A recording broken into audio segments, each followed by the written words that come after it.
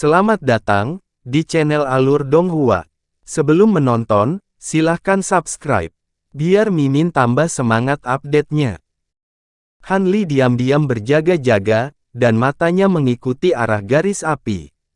Dia melihat bahwa itu memanjang di tanah lebih dari 100 kaki sebelum tampaknya mencapai ujung dan berhenti. Dengan deru, api merah yang mengamuk tiba-tiba muncul dari tanah di kedua sisi Han Li, menerangi seluruh ruang tempat dia berada.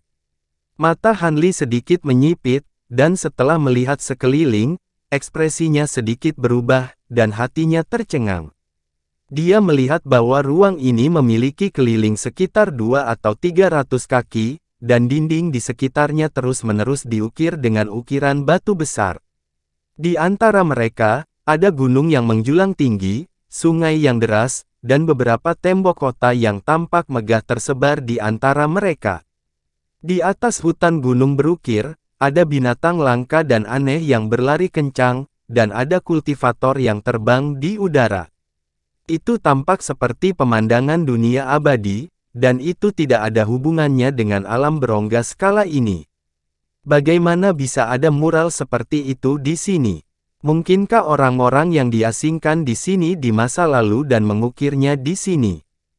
Han Li bergumam. Sambil berpikir, dia melangkah mengitari platform batu di depannya, dan dengan hati-hati memeriksa semua mural di sepanjang dinding. Dia melihat bahwa meskipun gambarnya rumit, tapi tidak koheren, dan sepertinya tidak ada hubungan yang jelas di antara mereka. Tidak lama kemudian, Han Li tiba di kedalaman ruang dan melihat peti mati batu hitam selebar 10 meter di tanah. Ada seorang pria seperti boneka yang diukir di atas peti mati, dan ada seutas benang yang tergantung di setiap sambungannya. Ekspresi boneka itu seperti kayu, dan anggota tubuhnya kaku. Benang sutra itu melilit permukaan sarkofagus, dan akhirnya berkumpul di atas kepala boneka manusia itu. Han Li berjalan ke depan, dan setelah melihat lebih dekat, dia menemukan bahwa di atas kepala boneka itu, semua benang sutra terhubung satu sama lain, menyatu menjadi pola melingkar yang berbentuk seperti 8 trigram. Ada gambar ikan yin yang di tengah, tetapi tidak ada 8 trigram di pinggiran. Setelah sedikit ragu, dia mengangkat tangannya dan dengan lembut menyentuh 8 trigram untuk beberapa saat, dan menemukan bahwa garis pada 8 trigram tidak mati, tetapi dapat ditekan. Melihat ini, Han Li sangat gembira. Dia bergumam, Qian Sanlian, Kun Liu Brek, Zhen Yang Pan, Gen Fu Wan. Dia kemudian mengangkat tangannya dan menekan 8 posisi. Saat 8 diagram susunan muncul, posisi mata ikan dari diagram Yin Yang Pisces di tengah tiba-tiba tenggelam, diikuti dengan suara gemuruh gesekan batu. Sarkofagus perlahan meluncur terbuka. Tidak ada mayat di dalamnya, tetapi kotak kristal transparan berukuran 5 inci muncul. Di dalam amplop itu ada bola perak berlubang, yang ditutupi dengan pola yang sangat rumit dan aneh. Di dalam bola, ada gelombang kekuatan aneh yang tampak seperti fluktuasi jiwa ilahi. Sepertinya ini dia, mata Han Li berkedip saat dia bergumam. Dia melihat ke bola berlubang sejenak, lalu dengan hati-hati melihat sekeliling peti mati untuk sementara waktu. Saat dia hendak meraih surat itu, dia mengerutkan kening. Dia samar-samar merasa ada sesuatu yang salah. Memikirkan hal ini, Han Li mengangkat kepalanya dan melihat sekeliling. Dia melihat mural pemandangan di sekelilingnya, dan matanya berkilat. Dia menarik tangannya, mundur ke depan sarkofagus, dan mendorong tutup peti mati kembali. Dia mondar-mandir beberapa kali, berulang kali mengingat isi yang terekam dalam slip giok di benaknya. Ada kalimat di dalamnya yang tiba-tiba terlintas di benaknya, posisi larik segi 8 sudah terbentuk, tapi tidak masalah. Kamu harus menggunakan peta ini. Han Li tiba-tiba berhenti, dan matanya kembali tertuju pada mural di sekitarnya. Ekspresi realisasi melintas di matanya. Dia berjalan lurus ke belakang sarkofagus, mengangkat tangannya dan meraba-raba lukisan dinding sebentar, lalu menekan matahari bundar yang terukir di atasnya. Setelah serangkaian suara lembut, matahari bulat benar-benar tenggelam ke dalam tanah. Benar saja, Han Li sangat senang, dan dia berjalan ke mural berikutnya di sebelah kanan. Mural itu menggambarkan pemandangan badai yang muncul dari awan. Han Li menemukan awan dari mural dan menekannya ke mural. Setelah itu, dia menemukan sungai dan gunung dalam gambar sungai yang mengalir di seberang dan gambar gunung tersembunyi, dan menekannya masing-masing. Langit adalah matahari, awan adalah angin, air tidak berbentuk, dan gunung adalah kekuatannya. Posisi formasi oktagonal tersembunyi di mural dan relief ini. Saat Han Li menekan semua mekanisme tersembunyi yang mewakili formasi 8 trigram, seluruh ruang mulai bergetar hebat. Peti mati batu yang diletakkan di tanah mulai bergoyang lalu tenggelam, memperlihatkan pintu masuk ke sebuah lorong. Betapa bagusnya, dalam bentuk, tapi tidak masalah, kata Han Li sambil tersenyum dan berjalan mendekat. Pintu masuk ke bagian itu tidak besar. Itu adalah tangga batu yang memanjang ke bawah tanah, dan hanya bisa menampung satu orang. Han Li tidak terlalu ragu dan berjalan masuk. Setelah berjalan belasan langkah, tangga berbelok ke kiri, dan sebuah pintu setinggi orang muncul. Bagian dalamnya diterangi dengan cahaya putih. Han Li dengan hati-hati masuk, hanya untuk menemukan bahwa di dalamnya hanya radius belasan kaki. Tidak banyak perabotan, dan sepertinya sedikit kosong. Namun, meskipun ruangnya tidak terlalu besar, dindingnya bertatahkan padat dengan tulang bintang seputih salju, dan cahaya yang dipancarkan oleh tulang bintang inilah yang menerangi ruang dengan sangat terang. Han Li mendongak dan melihat dalam posisi menghadapnya, ada meja batu hitam panjang di dinding. Di atasnya, ada dua kotak giok putih yang sangat indah. Setelah pemeriksaan cepat, dia tidak menemukan sesuatu yang aneh, jadi dengan sekali klik, dia membuka tutup salah satu kotak batu giok. Saat tutupnya dibuka, tidak ada cahaya harta karun yang meluap, dan tidak ada fenomena aneh yang muncul.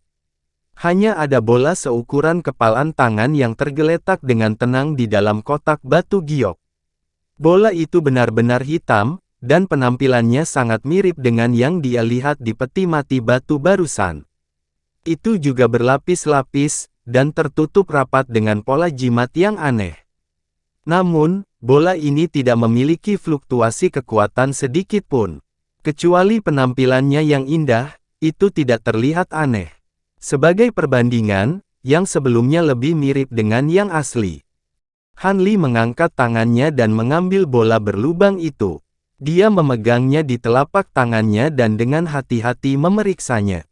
Dia samar-samar bisa melihat bahwa di kedalaman bola, ada petir keemasan seperti rambut berenang. Tampaknya sunyi, tetapi memiliki momentum guntur. Dia samar-samar merasa bahwa benda ini jelas tidak sederhana, jadi dia dengan hati-hati menyimpannya di pelukannya. Setelah mengambil waktu sejenak untuk menenangkan diri, Han Li mengalihkan pandangannya ke kotak batu giok lainnya. Kotak batu giok ini sedikit berbeda. Ada dis yang tertanam di permukaannya, dan diukir dengan pola yang rumit. Ada dua lubang melingkar berongga di pinggiran, dan di bawah setiap lubang, ada pola jimat emas seukuran sebutir beras. Alis Han Li sedikit berkerut saat dia mengangkat tangan untuk mengambil kotak batu giok itu. Dia ingin membawanya lebih dekat untuk memeriksanya, tetapi dia menemukan bahwa itu tampaknya telah menyatu dengan meja dan tertanam kuat di dalamnya. Titik akupuntur mistik di lengannya menyala saat melihat ini, dan dia tiba-tiba meraih kotak batu giok itu dan mengangkatnya ke atas. Kotak batu giok itu bergetar hebat, dan meja di bawahnya juga bergetar hebat, tapi itu saja. Tidak ada barang yang ditarik paksa oleh Han Li, dan mereka masih stabil seperti gunung Tai. Han Li mengangkat alisnya saat dia tiba-tiba mengangkat tinjunya dan menghancurkannya ke arah kotak batu giok. Cahaya putih melintas dari permukaan kotak giok, dan lapisan cahaya bintang tiba-tiba menyala dari dalam sebelum berubah menjadi semburan kekuatan yang luar biasa. Han Li buru-buru mundur selangkah, menyebarkan kekuatan pukulan itu. Ketika dia menoleh untuk melihat kotak batu giok itu lagi, kebingungan di matanya menjadi semakin parah. Slip giok Taois Xie dengan jelas menyatakan bahwa bola logam adalah sesuatu yang harus dia dapatkan. Adapun apa yang disembunyikan di kotak batu giok lainnya, dia tidak menyebutkannya sama sekali. Alis Hanli berkerut erat saat titik akupuntur mistik di tubuhnya menyala, dan ledakan kekuatan yang lebih kuat meletus dari tubuhnya saat dia menghantamkan tinjunya ke kotak batu giok. Tidak mengherankan, serangan balik dari kotak batu giok juga menjadi lebih kuat, memaksa Hanli mundur beberapa langkah. Hanya ketika punggungnya ditekan ke dinding, dia berhasil berhenti. Hanli mendengus dingin, tapi dia tidak berniat menyerah. Tepat ketika dia hendak menghancurkan kotak batu giok dengan kekuatan yang lebih besar, dia menemukan bahwa ada celah di bawahnya yang meluas sampai ke bagian bawah kotak batu giok di atas meja batu. Alisnya berkerut saat dia menyadari bahwa dia tidak bisa menggunakan kekuatan eksternal untuk membuka kotak batu giok. Kalau tidak, ruang ini akan hancur bersamanya, dan dia tidak punya waktu lagi untuk disia-siakan di sini. Saat Hanli hendak kembali ke aula depan untuk memeriksa situasi di sana, dia tiba-tiba melihat sekilas diagram bintang di tanah di bawah iluminasi Star Bones di dinding sekitarnya. Namun, dibandingkan dengan diagram bintang yang dia lihat di kubah, tidak hanya yang ini jauh lebih kecil, ada juga banyak kekurangan. Hanli dengan hati-hati menatap pola bintang untuk waktu yang lama, dan sedikit keterkejutan muncul di matanya. Dia tiba-tiba menggosok kedua tangannya dan baru menyadari. Jadi begitu, jadi begitu. Setelah itu, dia mengeluarkan Starwave Brush dari lengan bajunya dan mulai memperbaiki diagram bintang. Setelah beberapa lama, Hanli menyelesaikan pukulan terakhir lalu tiba-tiba berdiri. Mengikuti pukulan ini, pola bintang di tanah mulai mekar dengan cahaya yang menyilaukan. Suara kecil dari mekanisme yang berputar terdengar, dan piringan pada kotak batu giok mulai berputar perlahan. Akhirnya, terbuka dengan sendirinya. Hanli senang dan melangkah maju untuk melihatnya. Dia melihat ada sepotong kulit abu-abu muda dari binatang bersisik di dalam kotak batu giok, ditumpuk rapi menjadi kotak kecil. Ini. Dia melihat bahwa kulit itu dicat dengan altar segi 5 tertanam dalam di tanah, dan 5 sudut altar dicat dengan binatang aneh dengan sepasang sayap di punggungnya. Itu adalah penampilan formasi pengorbanan darah yang diaktifkan oleh 5 tuan kota dari kota Suan saat ini. Di bagian atas kulit, ada 4 karakter segel kuno, diagram formasi darah menangis. Ini jelas berbeda dari formasi pengorbanan darah yang dikatakan Edgar kepada semua orang. Hati Hanli dipenuhi dengan keraguan saat dia mulai dengan hati-hati melihat seluruh diagram.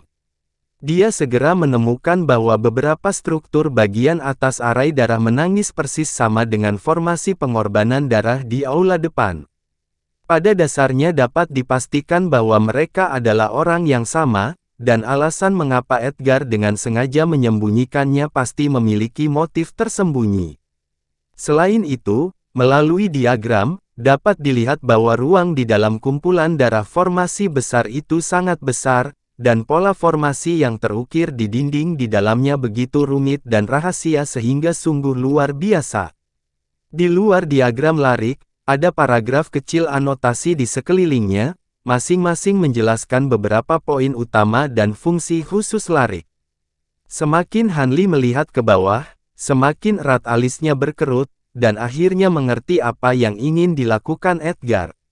Dia melihat-lihat sampai ke bawah, dan matanya akhirnya tertuju pada paragraf anotasi di pojok kanan bawah.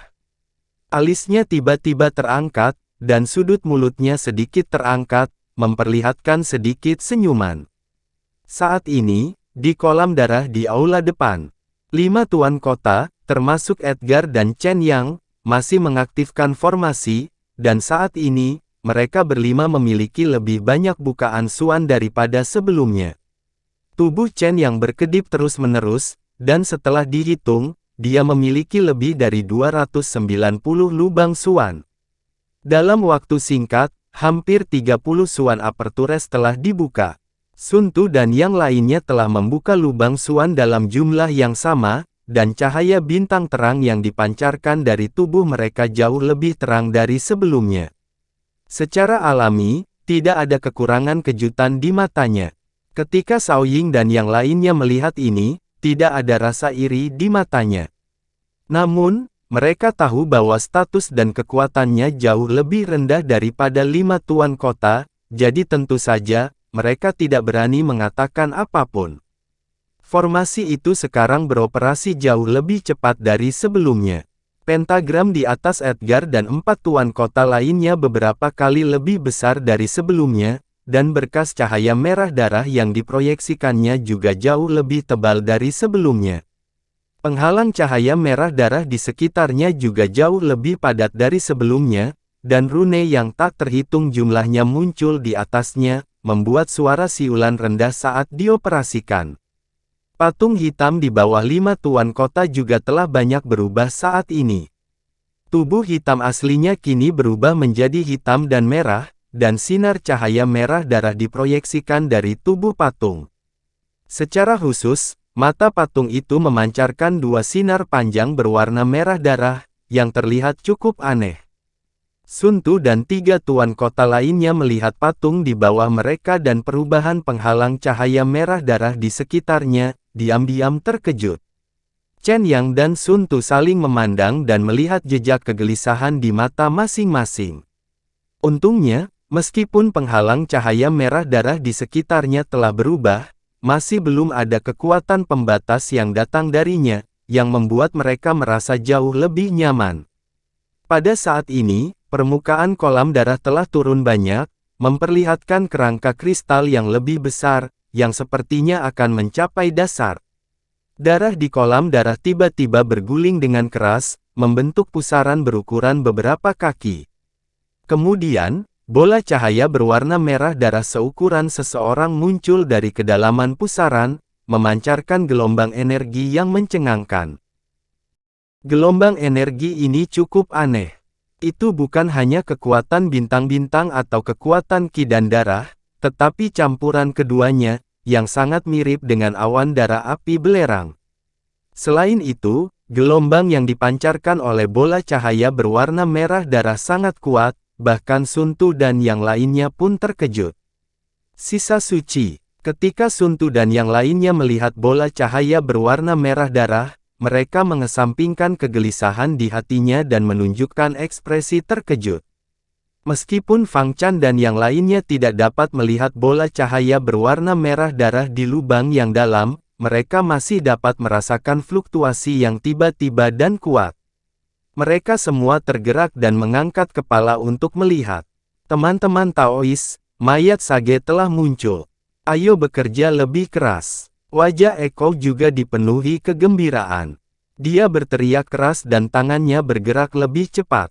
Kecepatan dia melantunkan mantra menjadi 2 kali lipat. Saat Sun Tu dan yang lainnya melihat ini, mereka buru-buru mengaktifkan formasi.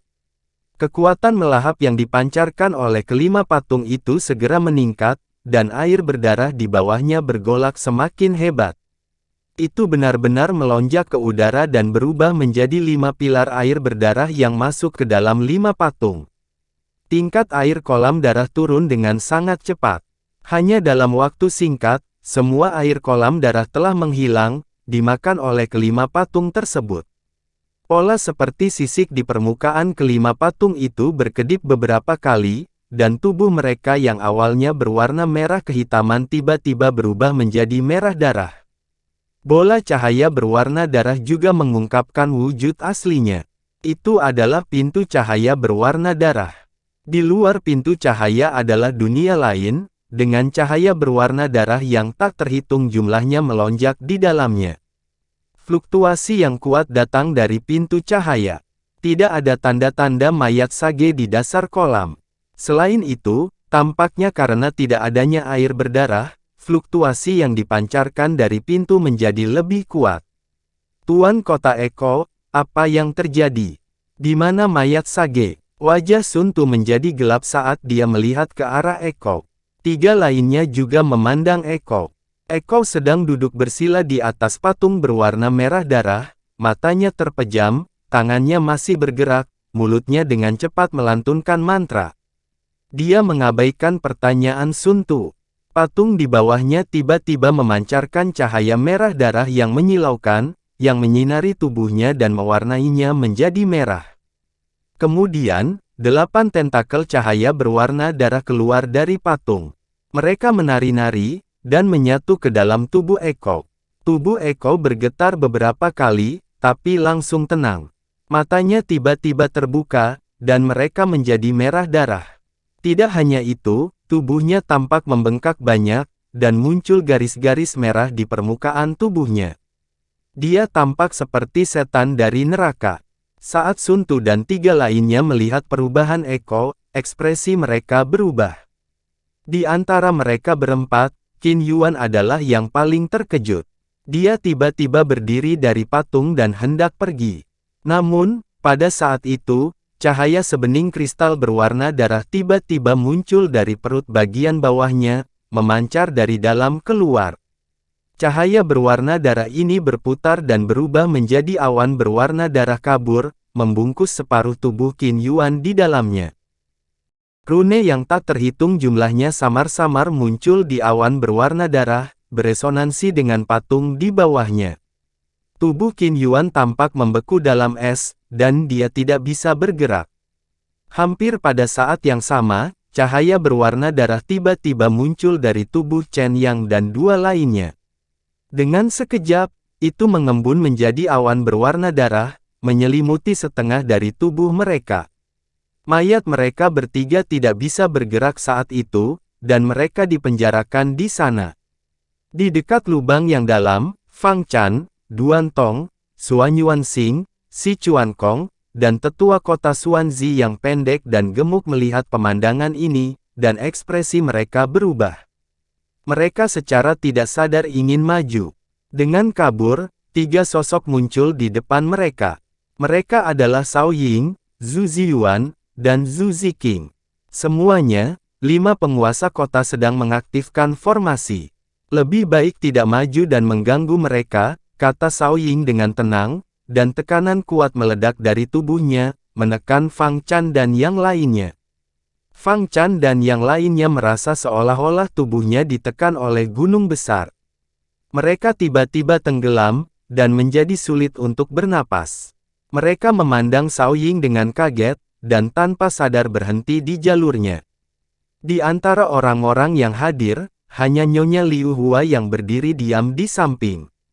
Ekspresinya tenang, dan dia tidak berbicara atau melakukan apapun. Di dalam formasi darah, Eko perlahan membuka matanya dan menoleh untuk melihat mereka berempat. Pada saat itu, matanya memancarkan cahaya merah yang mengancam, dan tidak ada jejak kelembutan dari sebelumnya. Ketika Sun Tu dan yang lainnya melihat ekspresi Eko, hati mereka tidak bisa menahan detak, seolah-olah mereka telah jatuh ke jurang maut. Tuan Kota Eko, apa yang kamu lakukan? Fujian berjuang dengan sekuat tenaga, tetapi awan darah di sekelilingnya tampak tipis, tetapi mereka stabil seperti gunung Tai, dan bahkan tidak bergetar. Dia memaksakan senyum dan bertanya, jenazah suci belum muncul, jadi kalian berempat tidak bisa pergi begitu saja. Tanpa kalian, bagaimana formasi darah ini akan beroperasi? Jadi, saya harus membuat kalian berempat tetap tinggal, kata Eko perlahan, dengan senyum tipis. Oh, berhentilah berpura-pura. Sepertinya semua yang ada di sini adalah bagian dari rencanamu. Namun, kami sangat berhati-hati, dan kami tidak lengah. Kapan kamu melakukan ini pada kami? Sun Tu berteriak dengan dingin. Awan darah belerang. Chen yang melihat awan darah sebening kristal di sekelilingnya, dan matanya berkilat saat dia berkata. Ketika tiga lainnya mendengar ini, ekspresi mereka sedikit berubah. Pada akhirnya, pikiran saudara Chen tajam, dan kamu bereaksi lebih dulu.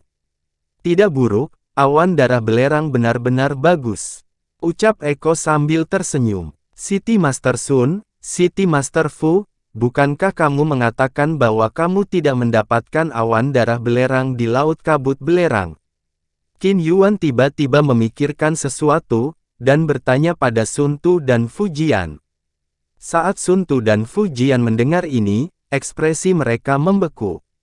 Ketika Qin Yuan melihat ekspresi mereka, dia langsung tahu bahwa mereka berbohong.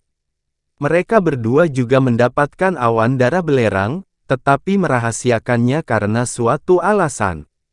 Chen yang menarik napas dalam-dalam dan perlahan bertanya, jadi awan darah belerang tiba-tiba muncul di lautan kabut karena kamu. Kamu mulai berkomplot melawan kami saat itu. Tuan Kota apa yang kamu coba lakukan? Kamu akan segera tahu. Mata merah darah Eko menyapu mereka berempat, dan dia mengangkat kepalanya ke belakang saat tertawa. Saat dia tertawa, formasi darah di sekelilingnya bersinar terang, dan garis merah darah yang tak terhitung jumlahnya muncul dari udara tipis. Saat terjalin, mereka membentuk formasi merah darah yang beberapa kali lebih rumit. Garis yang tak terhitung jumlahnya juga muncul pada penghalang cahaya merah darah di sekitarnya, dan dengan sekejap, itu tiba-tiba berubah menjadi penghalang cahaya merah darah semi padat yang menyelimuti seluruh lubang dalam, serta kelompok 5 orang Chen Yang. Patung-patung di bawah kelompok 4 orang Chen yang tiba-tiba meledak dengan cahaya merah darah yang menyilaukan. Cahaya menyelimuti mereka berempat, dan itu melonjak ke tubuhnya. Ekspresi kelompok Sun Tu berubah, dan mereka berusaha berjuang dengan sekuat tenaga. Namun, pembatasan awan darah dengan kuat membatasi tubuh mereka, dan tidak bisa bergerak sama sekali, hanya bisa menyaksikan cahaya merah darah dari patung-patung menyerbu tubuhnya. Garis-garis merah darah berbentuk cacing tanah muncul di tubuh mereka berempat, dan garis-garis ini menggeliat di tubuhnya seperti makhluk hidup. Mereka berempat gemetar, dan ekspresi kesakitan muncul di wajahnya, mengeluarkan jeritan yang menyedihkan. Ketika Fang Chan dan 4 lainnya melihat ini, ekspresi mereka sangat berubah. Tuan Kota, ketika Fang Chan melihat penampilan menyedihkan Sun Tu, dia menjadi cemas, dan dia tidak punya waktu lagi untuk memperkirakan kekuatan Cao Ying. Dia adalah orang pertama yang bergegas keluar. Ketika Duan Tong, Suan Yuan Xing, dan sesepuh pendek dan gemuk melihat ini, mereka segera mengikuti. Si Chuan Kong tidak bergegas keluar, dan malah mundur jauh.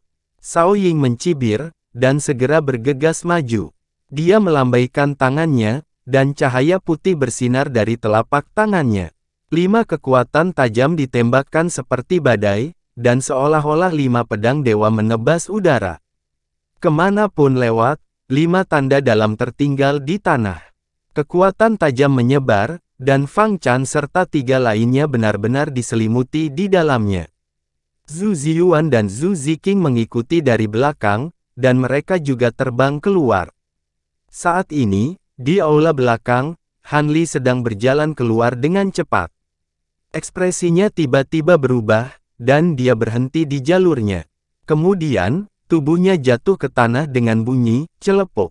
Sinar cahaya berwarna merah darah keluar dari perut bagian bawahnya, dan membentuk awan berwarna merah darah yang menyelimuti tubuhnya. Ini adalah, jadi awan darah api belerang diam-diam dirusak oleh seseorang. Indera ilahi Han Li menyapu tubuhnya, dan dia segera merasakan sumber awan berwarna merah darah. Pada saat ini, 2 cahaya berbentuk awan berwarna merah darah muncul di dantian di perut bagian bawahnya. Tak terhitung rune merah darah kecil yang tak terhitung jumlahnya bergulir di dalamnya, dan memancarkan kekuatan pembatas yang kuat yang membatasi tubuhnya.